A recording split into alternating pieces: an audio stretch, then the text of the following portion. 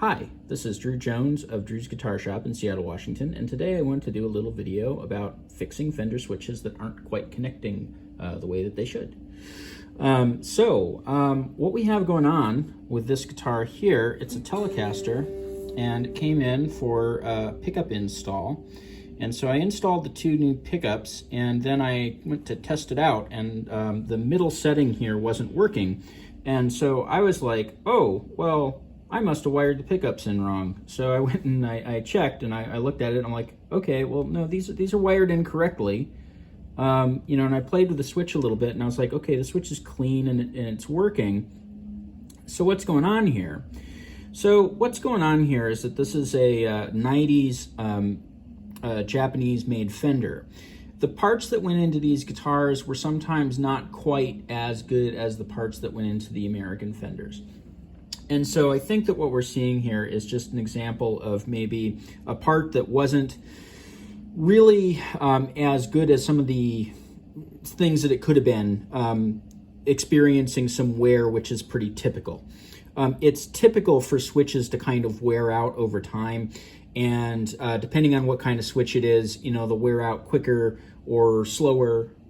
Usually Fender switches are actually kind of some of the more long-lived switches. Usually when we're talking about switches that go bad, it's usually kind of the more the three-way Gibson sort, or it's the printed PCB sort that are super cheap. Those tend to wear out pretty quick, actually. Anyway, getting back to this guy. So what was happening here? If you look at this little wiper here, I'm gonna go ahead and try to illustrate. So this little guy here, let me show you how this switch works.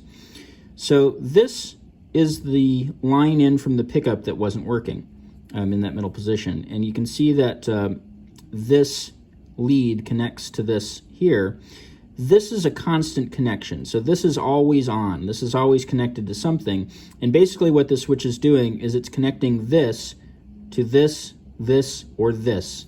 And so as you switch, you can see that this little tab here that goes up into these connectors moves, but this doesn't. So as that moves, these two are now connected. As we move it back, these two are now connected. And as we move it back, now these two are connected. And so you can see that the switch is engaged in its middle position here. And so it was this guy here that was causing the problem. Well, so what was going on?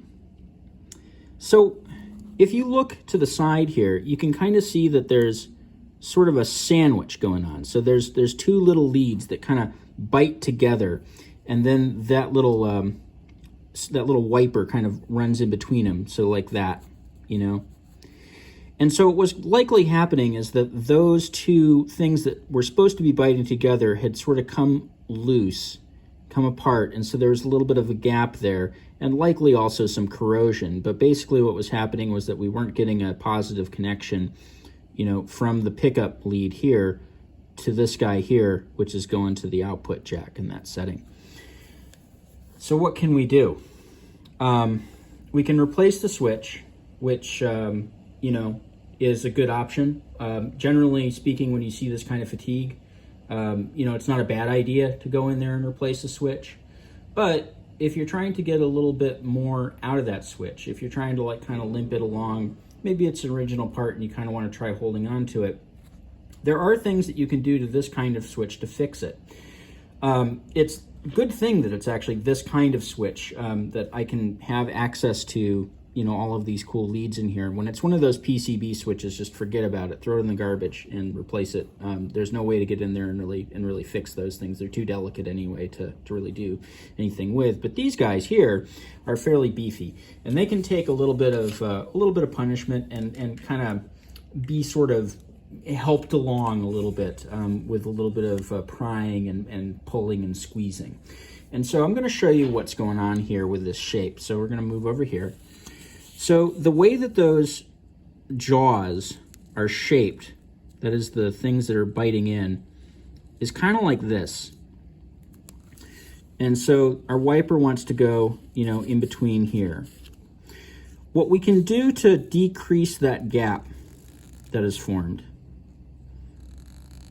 is that we can take this end and this end and we can squeeze them together, which is going to cause this to kind of come more towards that other jaw. Do you see what I'm saying? So like, you know, if we took this piece of paper and we had a slight bend in it here, and you see how it doesn't reach my finger?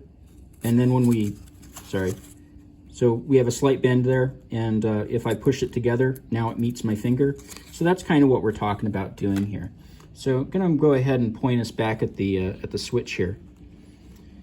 And what I'm gonna do is I'm gonna move this away from that lead that we're working on.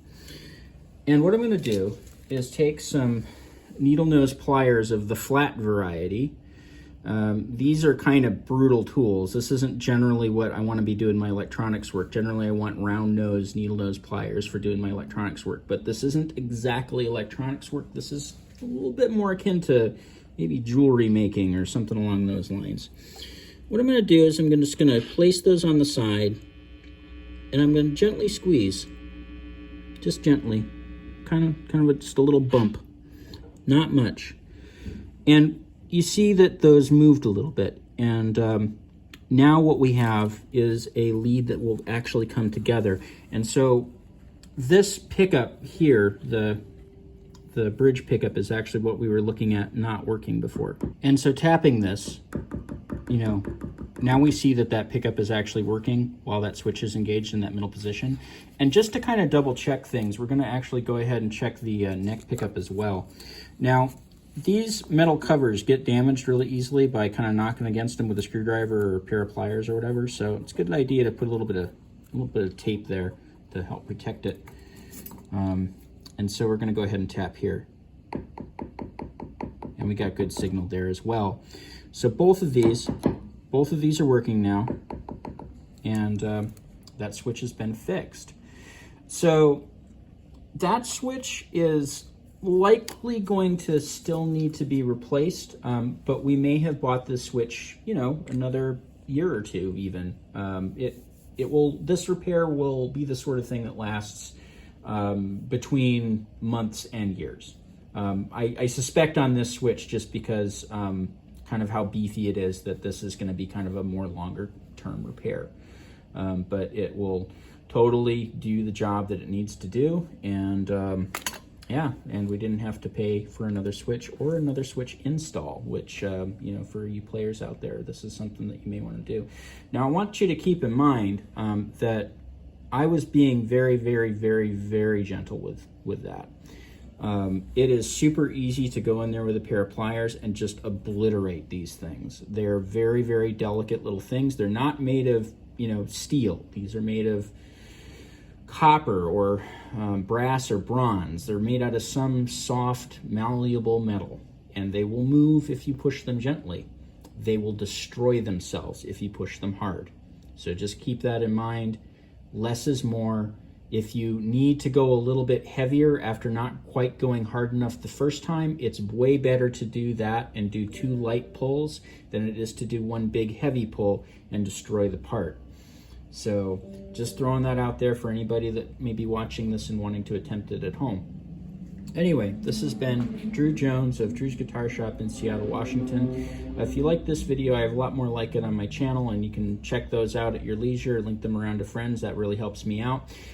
If there are questions that you'd like to ask me that are like kind of more long form questions, assistance on projects and stuff, you can send those to me via my Ko-Fi, which is linked in the description.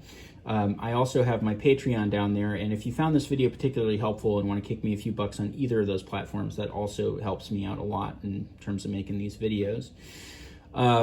In that description, you'll also find a link to my Reverb page, where I have some cool instruments that I sell, usually some like cool little vintage guitars and stuff that I've kind of fixed up and spocked out and made super nice. And I also have a link to my website down there. So if you want to contact me about repair work and you want my price list, it's there. I also have a page on my website for caring for stringed instruments. And if you're here, I'm guessing that you have a few instruments that you care for, and you might find something in there that's useful to you. This has been Drew Jones of Drew's Guitar Shop in Seattle, Washington. Thank you for watching.